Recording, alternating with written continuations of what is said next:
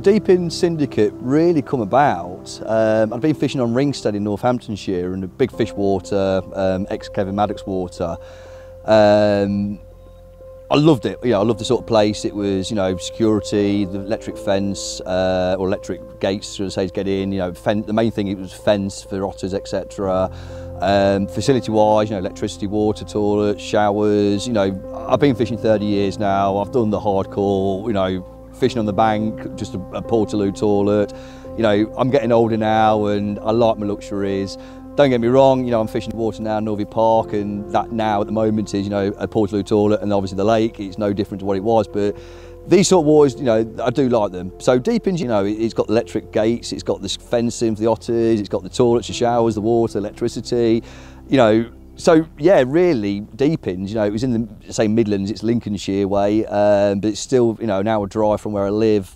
Ringstead's probably 45 minutes, so it's probably the most local one to me I could probably look at joining. That would give me the same sort of, facilities, if that made sense. So yeah, Deepings, how it all came about really was, there was I was on the Deepings Facebook page, the public page. Phil ran an auction on there really to see, the highest bidder basically won a weekend on here. The proceeds went to the armed forces. I've got family who are in the armed forces, so yeah, I sort of bet on that, or bid on that, should I say. And next thing you know, October 16, I'm down here. My first, this weekend on here. I ended up going to swim opposite me here, the car park swim. I'd walked around, I'd not seen anything. The car park swim, I don't know why, but I ended up in the car park swim.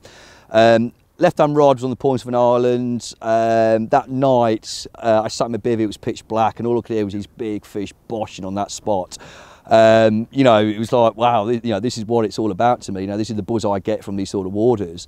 So next morning, that rod went, and I was hooked onto a very big common. I'd seen it a couple of times as it came to the top. It was one of the big, big commons. It was either one of the mid-40s. It could have even been Clarissa at 50. I don't know.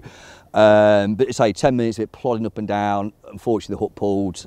A bit gutted, but you pick yourself back up, you get your rod back out. It was a middle rod this time. It was the next rod to it that then went. I had a bit of bird life underneath a willow tree.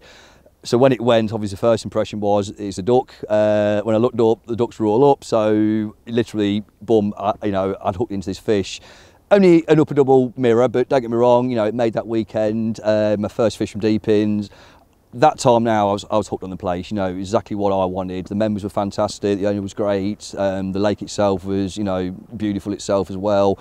So, I wanted to get on here. I joined Deepings 2, which is a normal procedure for getting onto Deepings 1. You go on to Deepings 2 first, and eventually, as places become available on this lake, you then move, you obviously get the opportunity, invite, should I say, to move across.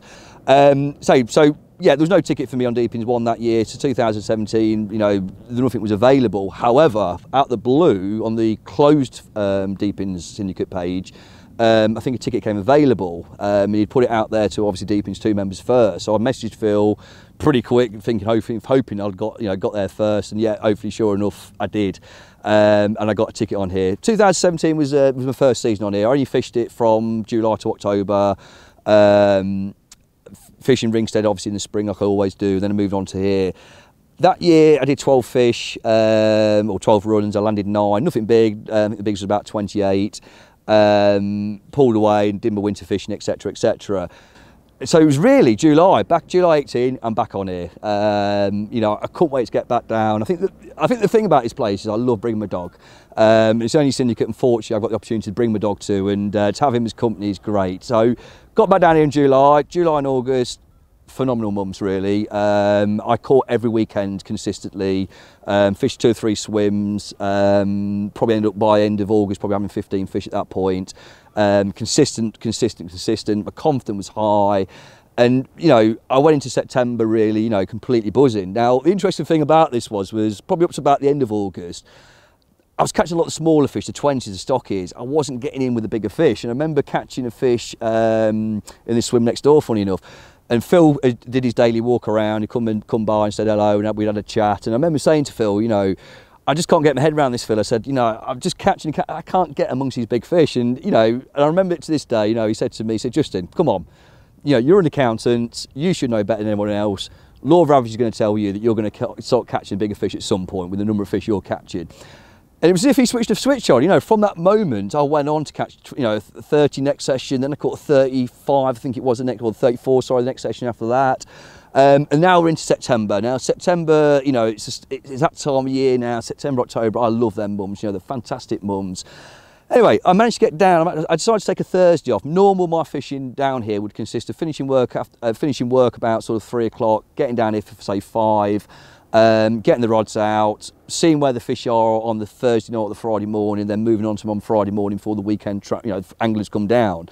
But this particular week, it was 6 September, I'd managed to get down. I took the Thursday off. Now I work for myself, so obviously I can make my diary how I want to make my diary. Got down here, tea time on the Wednesday night, and decided to go down the bottom end in the bottom corner. It's a swim basically that I'd seen a lot of fishing, a lot of fishing, both 2018 and 2017. And I'd actually said to Phil, I think 2 weeks prior to this, I said, right Phil, next time I come down here, I'm fishing that corner swim. Because the fish were always there. I don't know whether it's from the angling pressure this side of the lake, this is the main body of the lake that seems to get all the pressure, and the fish is pushed down there. It gets very little angling pressure down there, but I'd said to Phil this particular weekend, I'm going to fish that next weekend, Phil. For some reason I didn't. I ended up coming this swim and I had floppy tail at 34. I was over the moon with that, don't get me wrong. But that next weekend, like I said, I did get down. I got down on the Wednesday night and I thought, you know what, I'll go in there. Les Marsh was over in the windy swim, which is just over here. And say Les was a big help last year. Les fishes midweek, I fish weekends. So Les will sort of tell me, we'll talk to each other midweek, where the fish are being. I'll tell him then where they are on the Sunday, so when he comes down early week of that week, he knows roughly where he is as well. So it's a massive help having someone like that on the lake to give you them sort of ideas where the fish are. So anyway, I went down there, I got the rods out, decided to fish very short. Instead of putting rods out long and obviously having a lot of line out, I wanted to fish short. It's that sort of swim, it's a corner swim, let the fish come into that swim. So I think one was like 5 wraps, one was down the margin and one was just off the margin slightly, a spot that fairly has ended up doing me a lot of fish. But the rods were close in to the point that I didn't even use a spom to get, hemp out. It was catapult as hard, literally pulling it back as far as I could. But I got the hemp on these spots and, I sat back, I did a cup of tea and I was fishing. Next thing you know, it's 5 in the morning. That rod is now on a 1-toner. I'm out of bed, I'm out of a deep sleep. I can see Les opposite me now. It's 5 in the morning. Light's just starting to break. It's still dark, but light is starting to break. Les has obviously got a fish on. He's got his head torch on. He's moving. I can see he's got fish on. I've now got fish on as well. And it's that sort of moment that in your angling, it's a great buzz. But anyway, back to this swim. I've got his fish on. It's plodding. It's a good fish. I know it's a good fish. I'm in a deep sleep, like I said, I've come out of a deep sleep. I'm still sort of in that sleep mode and I'm playing this fish. Bear in mind up to this point, I've had a lot of doubles, a lot of 20s, and I'm just playing it as if it is a double of 20. It wasn't really, I suppose, until it got sort of in front of me down here that it rolled, that I could see the sheer sort of, the whiff of it, etc. That I knew then it was one of the big teams, it was one of the A teams, should I say. And at that point then, my sort of heart stopped a bit. I played it a little bit more carefully, got it into the net. But at that point, I didn't really look into the net. It was really strange. I sort of, like I said, I've just come out of sleep and I've just left it on a net stand in the water. So let it just recover a bit. It's had a fight, let it recover a bit. I got the kettle on, I made myself a cup of tea, had a cigarette. I text Les at this point, morning mate, you okay? Any joy? Yeah mate, I've just had one. I can't remember what it was now he had. Then he messaged come back to me, how you doing mate, any joy? Yeah buddy, I've got one in the net mate, is there any chance you come round like in half hour and do me some photos when the light's a bit better? Anyway, Les was in the swim for a new week, light is now broken, and Les walked in, he walked in the swim, he went down to the end of the swim where the net was, he looked in the net, he pulled it to one side so the fish went on its side slightly, and at that point then was really when it hit home. You got the big girl here mate, it's black spot, and at that point then, wow, I've just got the big girl out the lake and, it's mine, it's my moment, it's my time to enjoy it. And, we did the photos, we got her back. She weighed 54.10, my previous PB from Ringstead's 55.8. So I'll be honest with you, I wasn't one bit bothered. Not one bit bothered that it wasn't my PB. It was just the fact I've now had the big girl out of Deepings. I mean, I wasn't actually too fussed really about catching black spots so early, really. I mean, my number one target this year, or 2018, was a fish known as the Fat Italian. Anyway, next weekend, September, I'm back down again, another fish. Interesting to note at this point now, I've fished every weekend, probably bar one in August where I'd had the family holiday. and I just caught consistently. You know, I just not every weekend I caught.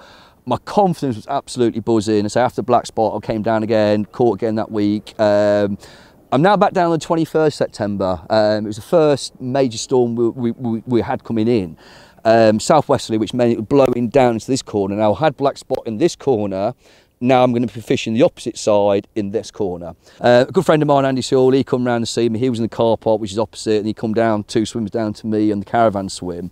We're just chatting away, blah, blah, blah. And my middle rod, now my middle rod basically is fishing in line with where I had black spot from last time. So when I had a black spot in this corner, there's a deep, deep channel. It comes off the bank, goes down 18 foot, sort of comes back up and levels up at 8 foot. Now I'm fishing on top of the 8 foot. So as the channel comes back up, I'm on top of it here. Now I'm fishing the opposite bank now, in exactly the same line. So the other side of the channel again, this side of the channel, and the 8 foot again. That rod was a 1-toner. Andy was there, I was there, it just ripped off. And I've got a photo on my phone of me sat there playing it, the dog's at the side of me. And I can remember it, you know, this fish is just heavy, plodding. And again, it's a good, good fish. And no ideas what it was. You know, eventually got it into the net. And I remember saying to Andy, it's black spot again. I was a bit gutted to catch it again, if I'm honest with you, really, because I like to give someone else the opportunity. You know, I've had it once, you know, let someone else have the chance of catching it. You know, another part of me says, you know, that would shut the doubters up now, but, you know, more than anything, blimey, I've just caught black spot now twice in 2 weeks. Back down the weekend after, and then this was a weekend that honestly I'll never forget. I started going to the point, the opposite end, so the corner's up there, obviously I'm down the opposite end now. I think Les had told me he'd seen fish down there, so when I arrived, Phil, I was the only one here, funny enough. Got to the car park, Phil was just going out, so Phil, you know, had a chat with him, and in his usual self, you know, do you know where the fish are? I said, I do know where they are, mate. He goes, where? I go, so down in that bottom corner, aren't they? He goes, yep. And at that point he left, and obviously got my barrow, and I was straight round to that swim. Thursday night, so I got the rods out. Friday morning, I've woke up, my alarm's gone off at 7 o'clock. I've got up, I've put the kettle on, I've made myself a cup of tea now. So I'm having a cup of tea, I'm having my first cigarette. The right-hand rod, now the interesting thing here is I'm fishing 2 rods out on the buzz bars, and I've got 1 rod going that way on single stick. So that one going that way, all I can see is the reel, the bobbin and the alarm. I can't see the end of the rod because the reeds are covering that.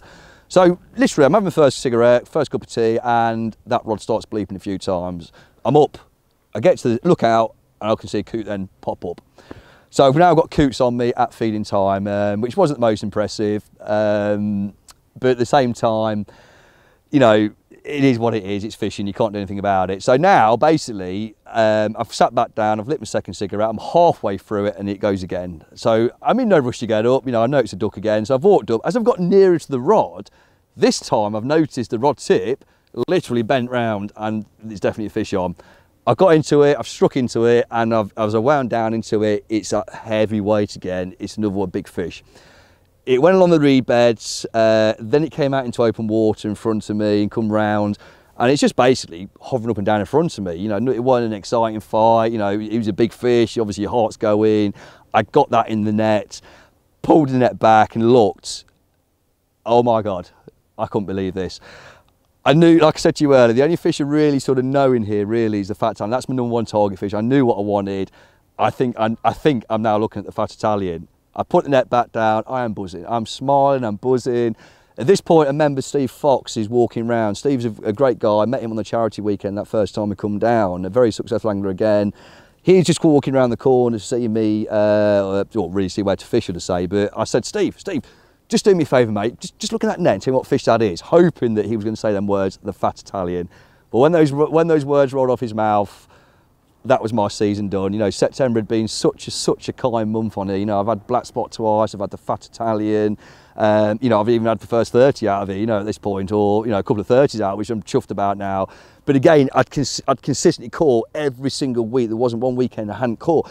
It got to the point where I was getting down here where I was just standing with rods going, I know I'm going to catch. I'm going to catch. My confidence was so high. You know, the consistency I'd had that year was, it was unreal, really. But yeah, the fat Italian. We did some videos. We've got some photos. We got it put back in the lake. She swam off nicely. And again, you know, I had all day Friday on my own to sit there, soak it all up. It was great. I can't wait for 2019 and say it's, you know, another year I'm really looking forward to. Bit of company with the dog again and get down here. But thanks for listening, guys, and hopefully one day I'll see you on the bank.